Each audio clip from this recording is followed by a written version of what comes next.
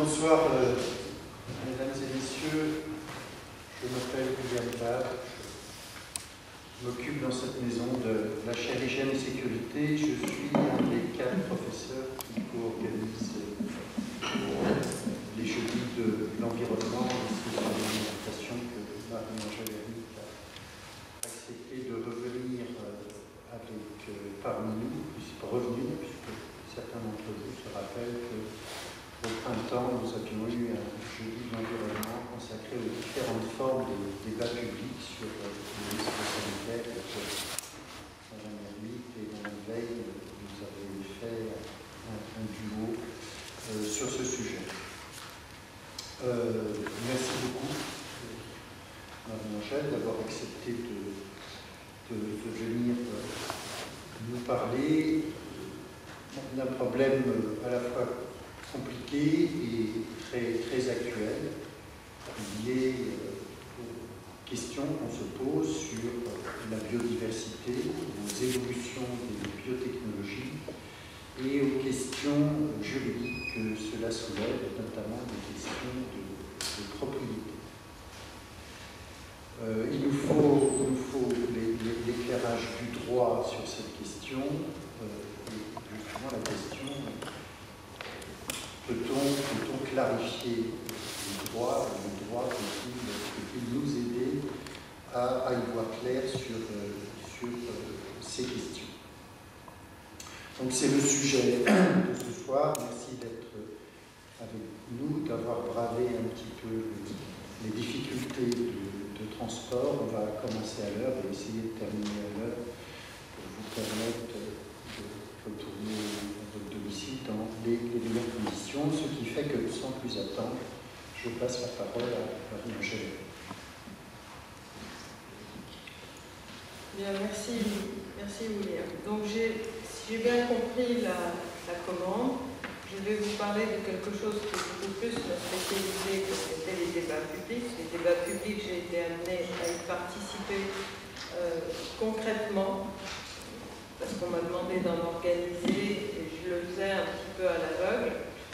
J'en ai tiré une certaine expérience. En revanche, les propriétés intellectuelles, en particulier sur le vivant, je travaille ça depuis 1982.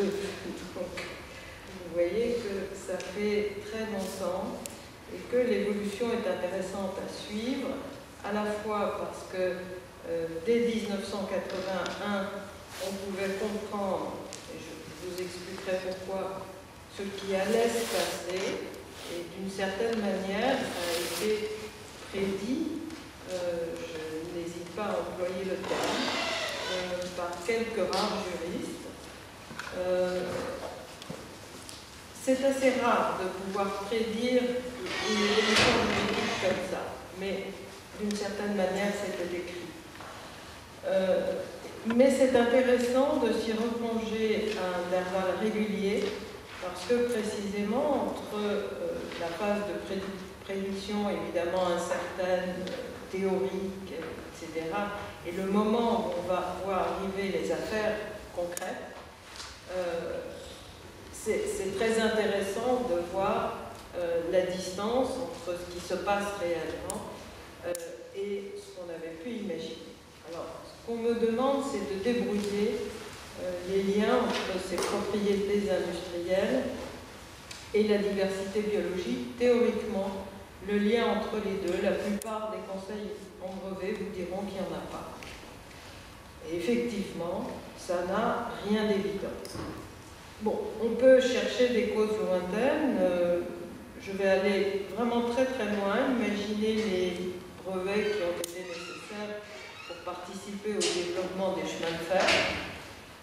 Aucun rapport avec le vivant, mais quand on développe les chemins de fer, quand on développe des autoroutes, on segmente le paysage et on porte atteinte à la diversité biologique. Donc d'une certaine manière, le développement qui s'appuie sur des mécanismes de propriété industrielle a inéluctablement de très lointains liens avec l'évolution de la diversité biologique. On a aussi des causes un peu plus proches, à chaque fois qu'on brevette un pesticide, par exemple, eh bien, on obtient des résultats à la fois satisfaisants du point de vue de la quantité d'alimentation humaine, puisque ça évite des pertes, et en même temps, on a une atteinte à la diversité biologique. Mais évidemment, j'ai supposé que la question qui m'était posée était plus étroite et que c'était vraiment la propriété intellectuelle portant sur le vivant lui-même. Vous vous posiez la question de savoir si ça avait un lien avec l'état de la diversité biologique. Alors, d'abord, quelles sont ces propriétés intellectuelles, puisque depuis le début, j'utilise le pluriel. Je n'utilise pas le singulier en renvoyant simplement au brevet. J'utilise le pluriel. Alors pourquoi? Là aussi, je vais partir du plus loin.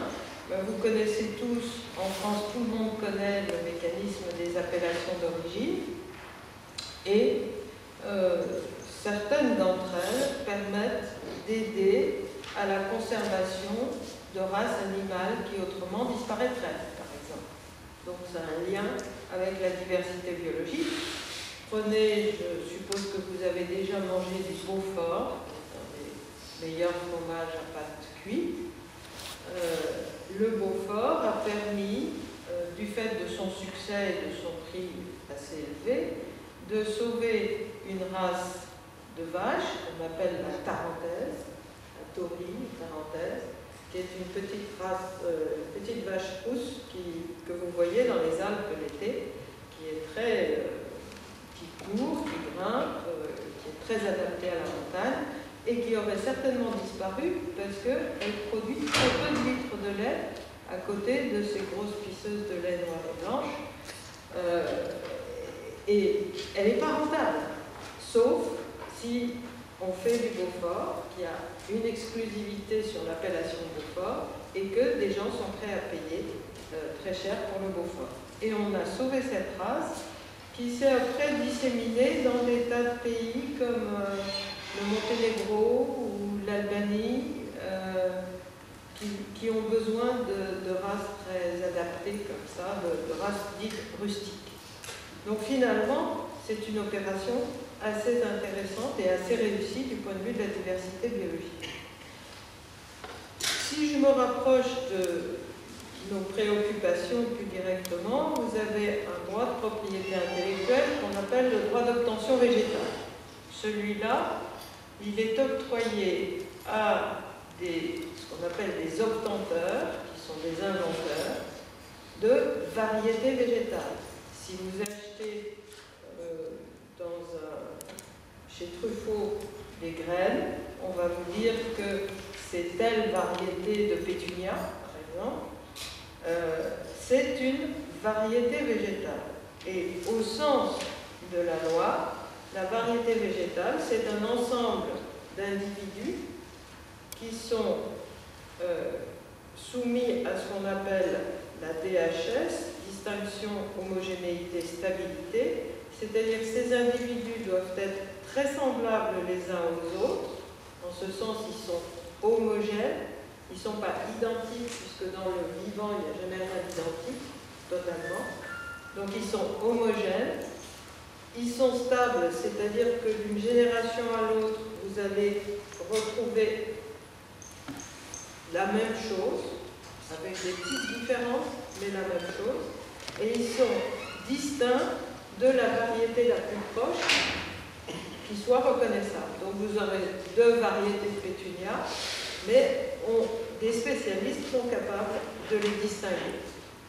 Alors ce droit a été donné à partir des années 60 à des obtenteurs de variétés végétales pour les inciter à faire de la recherche, et effectivement, la recherche qui était non pas inexistante, ce serait tout à fait faux de le dire, mais qui était relativement lente, s'est mise à aller beaucoup plus vite, à l'abri d'un droit exclusif qui permettait à un certain nombre d'obtenteurs d'avoir un retour sur investissement à partir du travail de sélection qu'ils faisaient en croisant un certain nombre de plantes. Et puis vous avez évidemment le droit de propriété industrielle le plus dur, qui est le brevet, qui est un droit exclusif temporaire, qui dure 20 ans, et qui donne des droits plus étendus que le droit d'obtention végétale. Le droit d'obtention végétale, c'est un droit assez soft, puisque par exemple, l'agriculteur qui achète une variété va avoir le droit de réensemencer son champ avec cette variété l'année suivante, au moins si ce ne sont pas des variétés hybrides. Évidemment, aujourd'hui, la plupart des variétés sont des variétés hybrides, mais enfin, dans le cas où ce ne sont pas des variétés hybrides, ils ont le droit de réensemencer leur champ à la condition de payer ce qu'on appelle d'un nom, je trouve, extravagant, une contribution volontaire obligatoire. Bon, c'est comme ça, c'est le ministère de l'Agriculture. Donc, contribution volontaire obligatoire, mais qui laisse un intérêt économique assez important, malgré tout, au fait de réensemencer avec sa propre production. Donc, c'est un droit qui est accordé aux agriculteurs. De même, les obtenteurs concurrents du premier ont un libre accès à la variété protégée. Ils ne seront pas considérés comme contrefacteurs si à partir de cette première variété, ils en font une deuxième qui est suffisamment distincte de la première. En droit des brevets, c'est absolument impossible. J'ai bien accès à l'invention brevetée, mais si à partir de l'invention brevetée, je fais une deuxième invention qui comprend la première, eh bien, je vais être dépendant du premier brevet, c'est-à-dire que j'ai besoin d'autorisation de payer des redevances au premier breveté. Alors évidemment, le premier breveté, il n'a pas forcément intérêt à me donner une licence. Et s'il me donne une licence, il va peut-être me la donner pour très cher.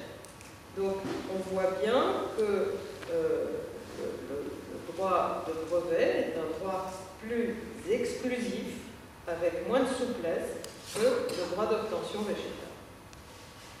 Alors, dans notre domaine du vivant, le brevet est le droit qui est accusé de tous les maux et de tous les côtés. Par exemple, ça m'a beaucoup frappé, les 11 et 12 octobre 2010, tout récemment, à Marmande, lorsque s'est tenu un des multiples procès des faucheurs volontaires.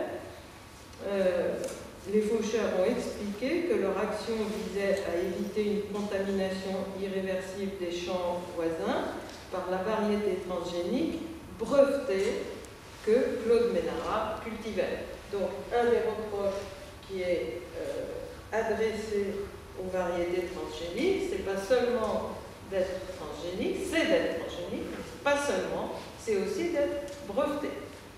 Alors, une des grandes craintes, qui est une crainte à la fois excessive et pas totalement excessive, c'est que inéluctablement les champs d'à côté sont contaminés, théoriquement ils le sont très peu, mais s'ils sont très contaminés, on sait de source sûre, puisque ça se pratique aux États-Unis, au Canada, etc., que le titulaire du brevet engage des agents privés pour aller vérifier dans les champs des agriculteurs, savoir s'il y a, par exemple, 30% de contamination.